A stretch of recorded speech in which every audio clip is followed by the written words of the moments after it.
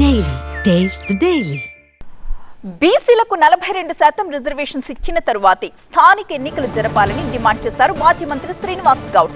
Party పరంగా 42% సీట్లు ఇస్తామంటే కుదరదన్నారు. బీసీలను మరోసారి మోసం చేయాలని కాంగ్రెస్ ప్రయత్నిస్తోందంటూ ఆయన ఆరోపించారు. తెలియదు 42% రిజర్వేషన్తోనే మీరు ఎలక్షన్లో పోవాలా.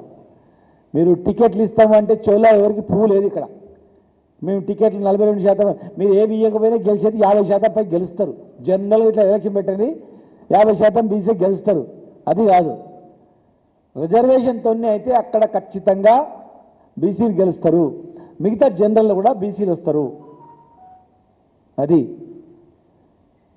అంతేగాని ఏదో మీరు లేకపోతే ఇవ్వకపోతే గెలవలేదని కాదు, భిక్ష కాదు. ఇది రాజ్యాంగం కలిగి ఇచ్చిన హక్కది.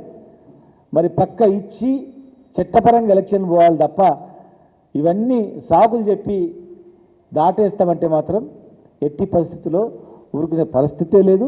మీరు ఏం చేస్తారో ఫైనల్గా చట్టబద్ధతతోనే ఎలక్షన్లు పోవాలి. మీరు 42% కాదు, మీరు 72% బీఫామ్లు ఇస్తామన్నా 90% బీఫామ్లు ఇస్తామన్నా కుదరదు. అది